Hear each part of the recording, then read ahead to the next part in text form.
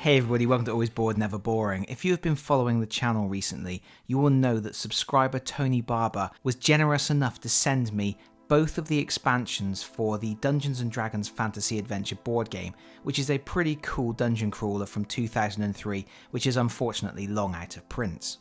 Unfortunately, while this game is really good, it only had a very short shelf life, and it never even got an official release in America. In fact, the base game was released in 2003, the first expansion was released in 2003, the second expansion was released in 2004, and then that was it for this game. Despite that, the base game itself is very easy to find in places like the UK, but the expansions, not so much, so it is incredibly generous of Tony to have donated these expansions to me, and I'm delighted to be able to share them with you on the channel. In my previous video in this series, I looked at the first expansion, which was Eternal Winter, which introduced, as you can imagine, a snowy theme, ice-based enemies, and a new barbarian hero. And now today, we are going to be looking at the second expansion, the Forbidden Forest. First things first, the copy of the expansion that I have here isn't 100% complete. I'm mainly missing a couple of cards, but also I am missing the box itself. And that's not particularly uncommon, as with the Eternal Winter expansion, the Forbidden Forest expansion came in a tuck box. It did have a plastic insert, so it was a little bit more robust than the tuck boxes for things like the Hero Quest expansions, but nevertheless, it was still a very flimsy tuck box, and it also had a little plastic window in the front of it, which revealed the new Druid miniature. Boxes of that nature often didn't fare well over the years, so it's not particularly uncommon to see these expansions selling on eBay without the boxes.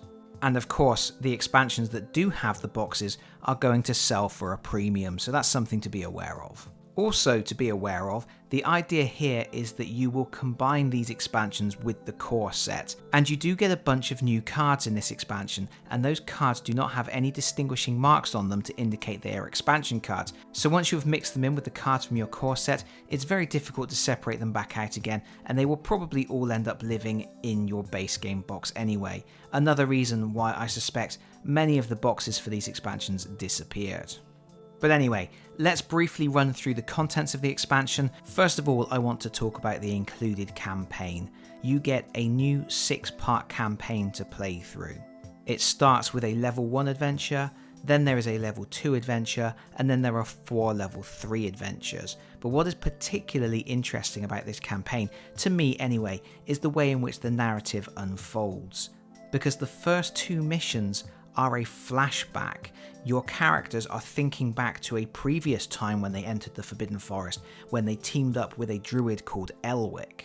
And in those first 2 missions, one of your hero players must take on the role of Elwyk, and then your other 3 players have to take heroes from the base game. Or I guess they could take Morkan from the Eternal Winter expansion if they really wanted to, although he is somewhat out of his element. And then after you have played through those first 2 missions, you snap back to present day when Elwyk has gone rogue, and now his brother Orwyk has joined up with the adventurers to battle him head to head. So Elwyk gets swapped out of your team and Orwyk gets swapped in, so the player controlling the druid has a different character to control. This also means that any items that you collect in the first 2 adventures cannot be carried across. And I just think that's really interesting. It's not adding a lot in terms of the mechanisms of how the game plays out, but it's a nice twist in the way that the narrative is constructed, and it's a slightly more interesting way to construct a campaign than you would normally see in the board games of this nature. Let's read the introduction to the campaign to set the mood before we look at everything else. The Forbidden Forest was once a place of dread and darkness. Unspeakable things roamed its wild pathways, and few who ventured inside were heard of again. Then came the sibling druids Elwyk and Orwyk, who together with their fellow adventurers set about banishing evil from the forest and restoring the rule of nature. The brothers made their homes beside the forest, and Elwyk married and started a family. For many years they lived in peace, but rumours started to spread that the brothers' vast hoard of treasure, collected during their adventures, was hidden in the forest. This attracted all manner of rogues and marauders to the grove, hungry for plunder. One night, while the brothers were away from home, a group of brigands entered the grove hoping to find the treasure. Instead, they stumbled upon Elwyk's cottage. Finding nothing of value, the frustrated outlaws burnt the druid's home to the ground while his wife and children lay sleeping inside. When Elwyk returned, he was overcome by grief and fled into the heart of the forest, screaming his pain and rage for the uncaring trees. His younger brother searched for him, but in vain. Since that day, terror has returned to the forest. Whispers of a crazed hermit who consorts with snake-like demons have prompted Elwyk to call on his old friends to renew the search for his lost brother and do battle with evil once again. Elwyk sends an urgent message to his old friends requesting their help. On learning of the tragedy that has befallen Elwyk, the adventurers responded once, and within days have assembled at the forest clearing beside the charred remains of Elwyk's former home. The young druid tells the party that the Yuan-Ti have returned. This loathsome race, part man, part snake, were the reason the Forbidden Forest earned its name many years ago, and it was the same group of adventurers who foiled their evil schemes and drove them from the woodland. As the party set off into the forest, they feel a growing sense of unease. It is as if evil emanates from every leaf and twig. When darkness falls and the adventurers set up camp for the night, they remember the first time they met, exploring this very forest. So that is your setup, and it's pretty dark for a children's game. Elwyk's family get burned alive, and he goes insane running into the forest to become an evil druid, who is ultimately going to have to fight against his brother. Pretty bleak, pretty sad, pretty interesting again for a game of this kind. But as you have finished reading that introduction to your players, that is when you go into the first flashback scenario, where one player will take on the role of Elwyk. And here he is. This is a really nice miniature, and it's nice for a couple of reasons. One, it's just really quite nicely sculpted and detailed. There's a lot of character in there. It has that same chunky style, that same chunky aesthetic that the other miniatures have in this game line, but it's a really nice one. And also, it has an interesting little feature, because you use this miniature when you are playing Elwyk as a good character in the first two scenarios, but ultimately he will become a villain and he will acquire some strange magical items, and those magical items are included, and you can attach them to the miniature. You get this pretty creepy looking staff, and that just loops over Elwyk's hand here, and then there is a plug on the base, and that pushes in there. Like so. And now he has a huge magical staff. But that's not all. You get this creepy cloak with its grasping fingers. And that just clips over Elwyk's shoulders. And finally, you get this creepy skull mask. And that will just push over the top of Elwyk's head. And if I can attach it properly, if I can push it on and get it held in place, there we go. It just holds everything together, and when he is fully kitted out, he looks pretty awesome. And of course, Elwyk has a character card. You will only use Elwyk in the level 1 and level 2 missions as a hero, but once you reach level 3 missions and he becomes a villain, then the Dungeon Master will take control of Elwyk and will still use this character card and will still have access to any special abilities. For example, Elwyk has the special action to heal. He can spend a spell point to heal an adjacent character or himself by 1 health point. You can see he has access to 1 weapon, 2 artifacts and 1 spell at any one time. At maximum level, he will have 9 spell points and 9 health points. But Elwyk isn't our only druid, we also have his younger brother Elwyk, who comes in the traditional purple colour of the base game heroes, and Morkan from the Eternal Winter expansion, and you will use this character in the final 4 scenarios of this campaign, and I guess if you want to take a druid into other adventures, you could use whichever one you want, but if you want to keep canonical, if you want to keep it so that you are using the correct druid that is a friend of your adventurers from the core set, this is the miniature you would use. And Elwyk is pretty much identical to Elwyk when he is controlled as a hero. He has 9 spell points, 9 health points maximum. He can have 1 weapon, but only 1 artifact and 1 spell. And he can only take 4 items in his knapsack instead of 5 like Elwyk can. But other than that, He is basically the same character, and it should be noted that druids can cast spells as well as using their healing ability. There are some druid spells in the expansion for them, but they can use any other spells in the game. If they do that, they have to look at the casting cost for a cleric and then add 1 to that, so it's costing them a lot more spell points to use these spells. And as we seem to have started looking at the miniatures in this set, we may as well look at the rest. Besides the 2 druids, you get 10 new enemy miniatures. You get 3 of these cute boars, these little piggies. And these are very cool. They have a special charge ability, which I will talk about in a moment, because it is a new mechanism for this expansion. You get 3 Yuan-Ti miniatures, and these are really nice. I like these a lot. I would say that the sculpts in this set are probably better than the sculpts in the Eternal Winter set. These particular miniatures represent 2 different types of enemies. There are the regular Yuan-Tis, and then there is a Yuan-Ti abomination. And these get a special poison attack, which again we will talk about in a moment. You get 2 shambling mounds, and again I think these are really nice miniatures. The shambling mounds are quite nasty, and they have a special grasp and hold attack.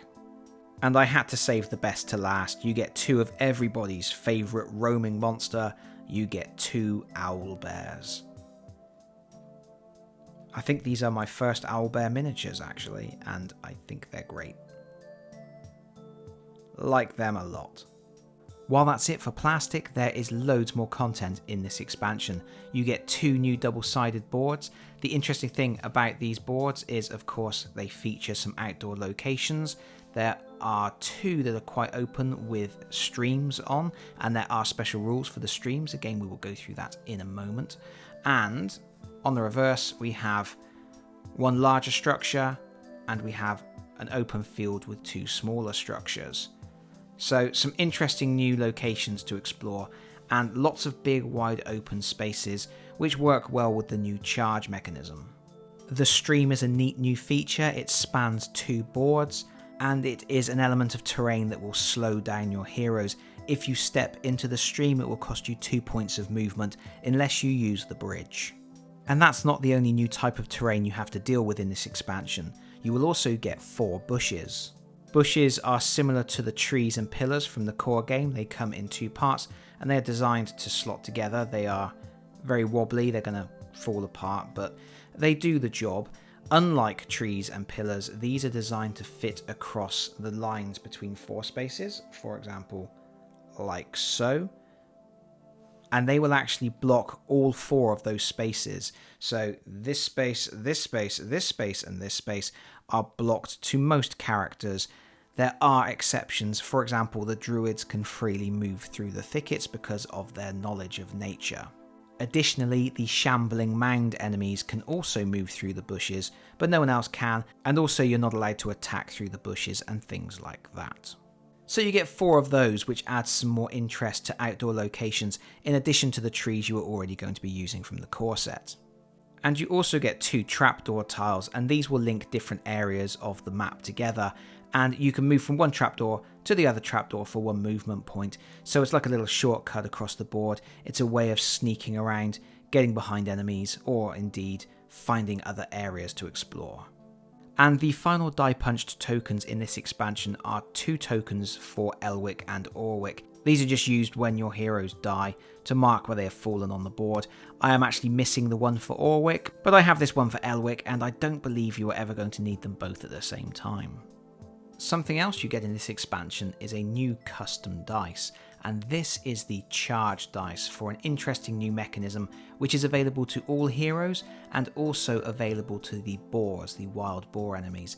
And it doesn't say in the rules book whether you can port this rule back into your core set games, but I don't really see why you couldn't. The only problem is when it comes to the core set adventures, you are in mainly indoor locations, smaller areas where it is not as easy to get a big charge going, and you may find that your charges are less effective. But let's show you how the charge mechanism works, because it's pretty cool. If you want to make a charge action, you have to start by shouting charge. It's stated in the rules, you have to do it, you have to shout charge. You then get to roll the charge dice, and there are 4 different results on the charge dice. There's a foot with a 1, a foot with a 2, and a foot with a 3. If you roll any of those, then you will move your character that number of spaces towards your target. However, if you roll a blank, your charge action ends. Let's assume that we rolled a 2 for our boar. So first we will move the boar 2 spaces. Having done that, we now place a yellow combat dice on the space the boar was originally standing in. We have clearly not reached Elwyk, so now we have to continue our charge. We roll the charge dice again. Let's assume we get a 1 this time. We move forward 1 space and we get to place another yellow dice on the space we just left. We roll again, let's say we get a 2. We move forward 2 spaces. Now our charge is really beginning to build up momentum, so we place a red dice on the space we left. And we can continue rolling the green charge dice because we still haven't reached our target. But remember, we are pushing our luck here. The longer the charge is, the more risk there is that the charge will fail, because if at any point you roll the blank on the charge dice, your charge is over. But let's assume we continue rolling successfully. After placing the red dice, the next time you move you would place an orange dice. You would then place another orange dice, and then finally you would place the purple dice. Of course you stop rolling as soon as you reach your target, so if we had reached Elwyk at this point, then we would have 2 yellow dice and a red dice for the next part of the charge action. However, if after placing a purple dice you still haven't reached your target, it is assumed your charge was successful anyway, and once you've successfully completed your charge, you move your character onto the space where the target was and move the target 1 space away. And now you roll for damage. You will roll every combat dice that you placed on the board during your charge, so you could potentially be rolling 2 yellow, 2 orange, 1 red and 1 purple dice all at the same time, and that is a huge amount of damage. However, you also have to roll the special dice with the star from the core set and the turn undead dice from the core set. If you roll a star on the special dice, then your target is stunned and will miss their next turn. The downside to charging is related to that turn undead dice. If you roll any skulls on that dice, you will take damage equal to the number of skulls you rolled. That means there is a potential that you will really hurt yourself, but it can be worth it to really make sure that you take down a strong enemy. And of course, as far as the boars go, they're always going to charge you, and you really need to be on your toes and make sure you don't get hit by them because it can be nasty. And boars aren't the only enemies with interesting new attacks. The expansion includes 11 new creature cards. You get 3 that give you the details of the boars, and you can see here it says that their regular attack is 1 yellow dice and 1 red dice, but they also have the special charge attack.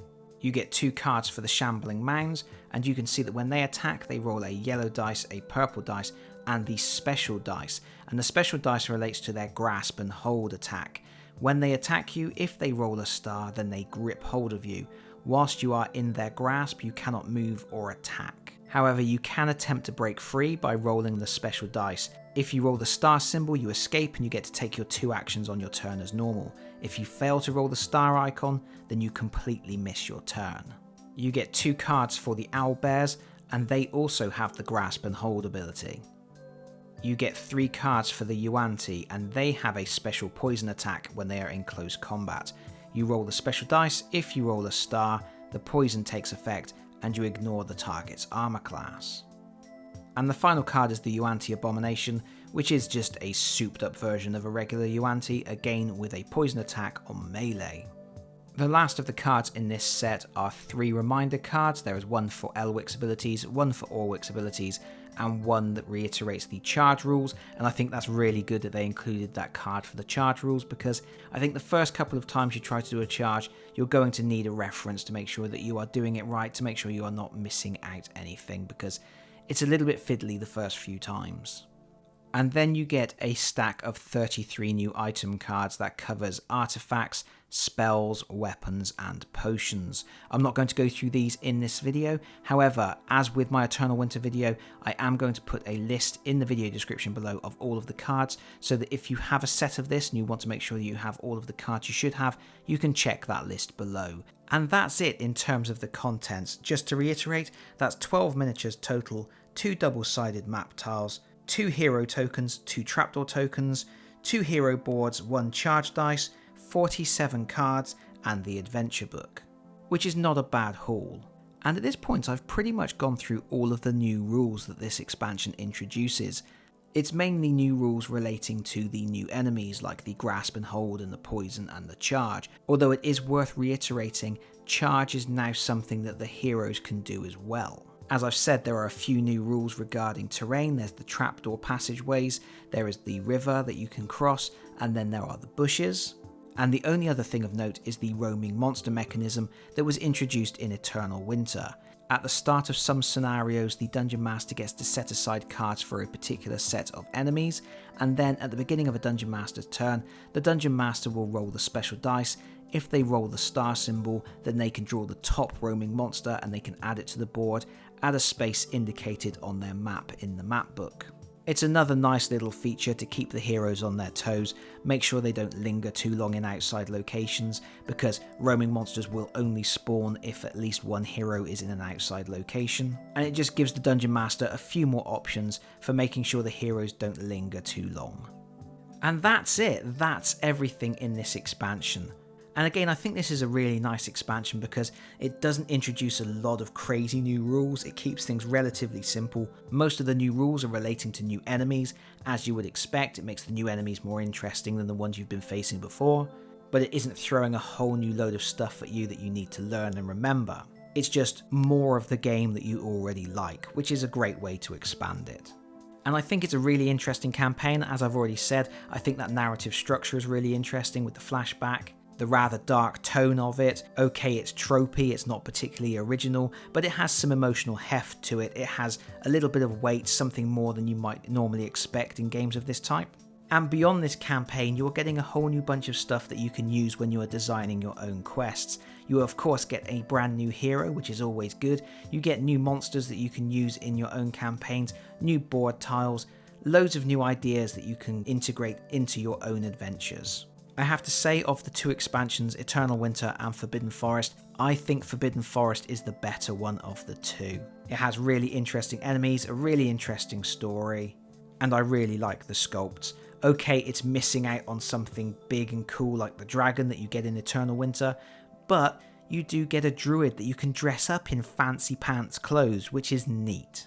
Naturally, I'm ecstatic to have both in my collection, but if I could only have one or the other, I think Forbidden Forest for me would be the one that I would pick. Nevertheless, I didn't have to pick because of the amazing generosity of Tony Barber, who once again I must thank for his generous donation to the channel. And I must thank you all for watching as well, because that is it from me for now. Thank you so much for watching. If you have enjoyed the video, please consider pressing the like button. If you really enjoyed the video, please consider subscribing if you don't already do so. And hopefully, I will see you all again very soon. Bye bye everyone. Bye bye.